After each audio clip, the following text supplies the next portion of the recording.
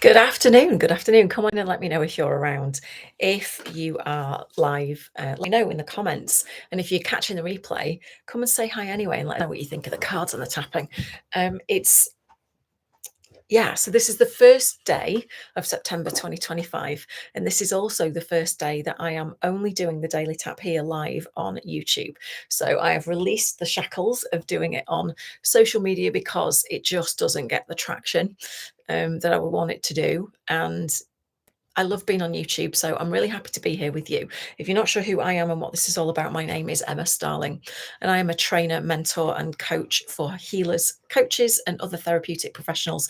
And I certify them as soul shift practitioners, which is a results-driven blend of EFT and other somatic tools, energy clearing tools, purpose and lineage clearing tools. And the first step really for you to see if this is for you is to dip your toe in, which is what this is.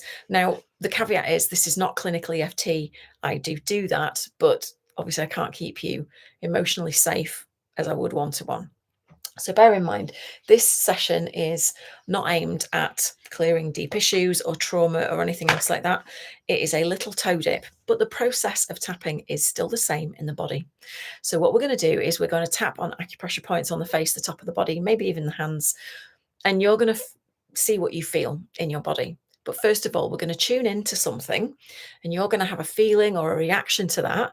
And then we're going to see what that message is for you and use tapping to kind of either soothe any resistance or get you fired up about it, whatever it is. Okay, so the card that literally flew out of the deck. Well, let's start. Let's backpedal. The deck, because I use Oracle card decks and tarot, right? So the card I'm using today is Star Codes Astro. It's a really cool deck. I love sacred geometry, and you will see that I have over 100 decks in these shelves behind me. So the longer you are on this channel with me, the more you will get to know. I absolutely love my decks. And the card that's just come out is Ceres. It's number 29 and it's nurture. Okay. So I talked in the comments about this in the description piece below, that this was about aligning with your highest timeline and coming into abundance and getting success in your life or your business. That's to set the tone, the intention for this. This card talks about nurture, and that is the how. Okay, so what I'm going to do is I'm going to read the guidebook message out to you because it's really important to get the full. I can tell you what I think it means. I can intuit stuff, but I want the full message from the author. It's really important. And then what I want you to do is tune into how you're feeling as you hear this message. Okay, so just notice, place your attention in your body, notice any tension, tightness, discomfort, any sort of resistance or disowning of the message, or any gravitational pull, like resonance towards it, right? Just notice what you notice. Also notice if you're getting any self-talk about like, yeah, I can't do that, it's all right for some, or whatever. Okay, I haven't got time. Those are just the things that come up when I think about nurture. Okay, so I'm going to leave that up there and I'm going to read you the message. It says, Ceres is a dwarf planet. I think I've said that right, but I'm not sure. Between Mars and Jupiter, named after Ceres, Roman goddess of the harvest, food, earthly fertility, and mother of Proserpina, goddess of the spring. I really need to work on enunciation, don't I? When Pluto kidnapped Proserpina and took her, or is it Proserpina? I don't know, and took her to the underworld to be his queen, Ceres threatened to starve the world until she was returned. Ceres signifies our relationship to food, for better or worse, cultivation, and the safety or loss of a child. Ceres's ancient rites initiated people into the secrets of death and rebirth through the symbolic harvest. Cut the heads off grain with a scythe, bury them, and new life arises. It says, mother and be mothered. Nurture and cultivate that which is growing, whether it's the harvest from the earth, the child from the womb, or the art from the artist, or your product or your service, right? If you're in business for yourself, or even your zone of genius, if you're working for somebody else, it doesn't matter. Real love can mean tough love, doing what's best for your beloved, even if they hate you for it. Love and nurture your own body with healthy foods. Take them as communion with the organic world. Feel the earth beneath you, holding you through hard times. Let this abundance flow through you to others. Advocate for those who are weaker, vulnerable, or dependent. If your progeny, your project, or your harvest is being taken from you before ripening, be ready to starve the world until they are safe. Witness with strength and power when the time is right, and this is the key, be willing to let go. For your progeny or creation to flourish, they must embark on their own journey.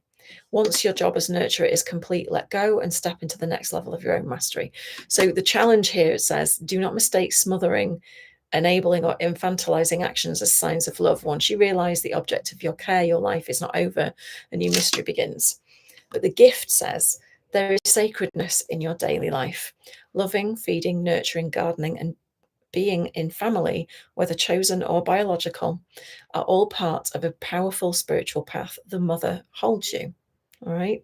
So, where I see this going for this message for stepping into your highest timeline is, particularly if you have got something out there that you are nurturing, a product, a service, an offering, something that you do.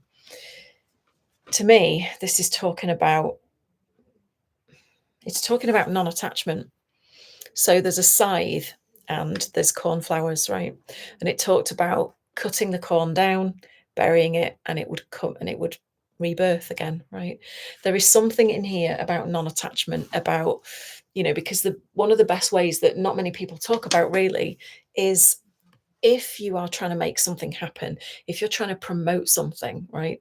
For example, you're trying to get better at something, you're trying to achieve something, a goal or a deadline or something like that. And you not only take the action, but you allow it to take up space in your mind about, oh, it's not done yet. When is it going to be here? When is it going to be finished? When is my manifestation going to be real?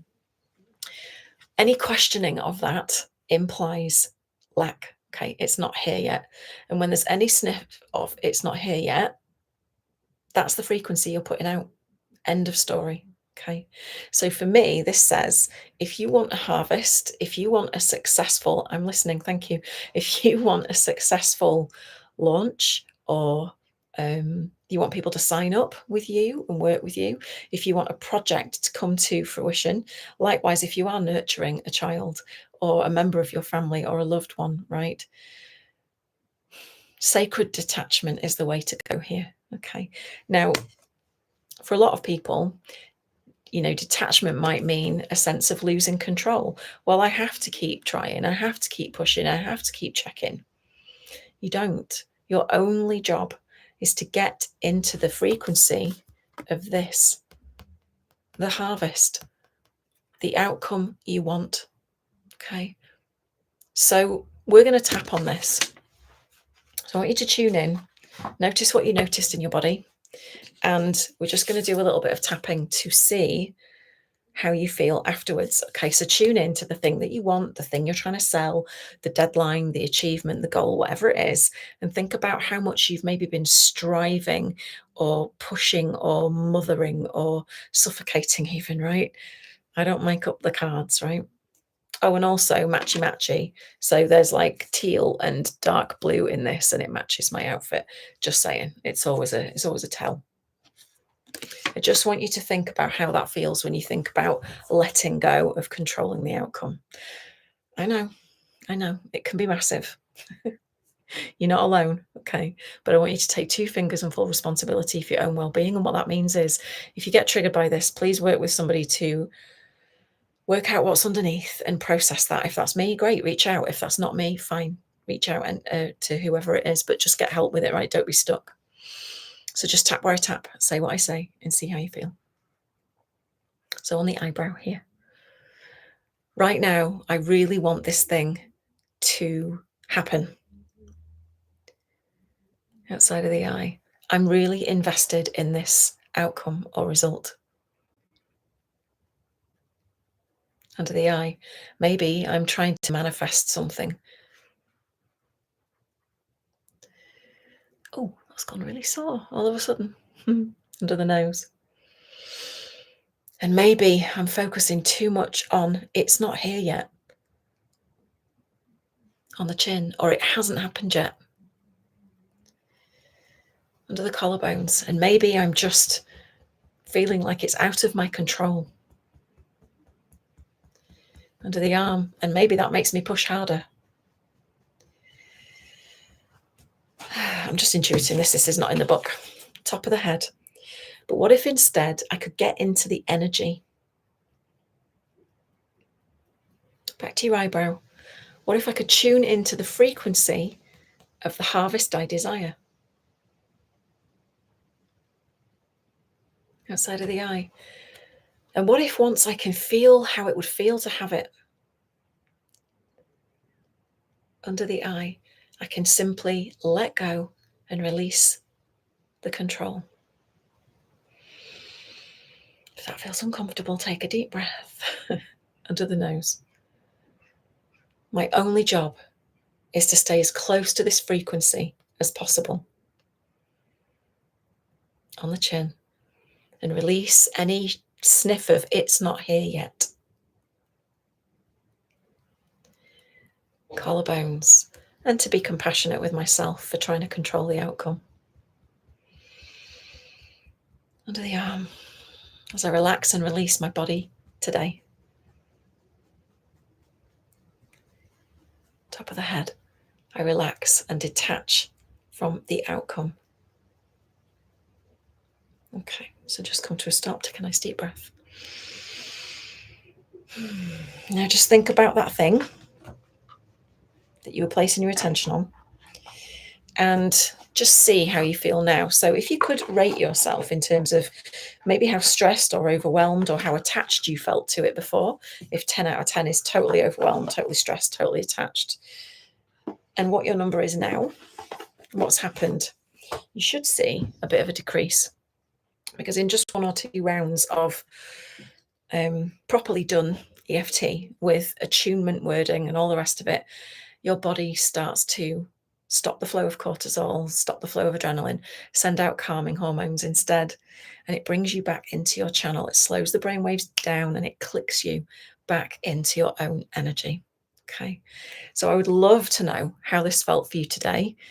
And remember, your only job is to stay as close to the frequency of what it is that you actually want. Not, it's not here yet, not what's going to happen if, not what this means about me if it doesn't happen. Okay, just keep tapping and releasing, and come back to the feeling that you've already got it. It's already yours, that next timeline.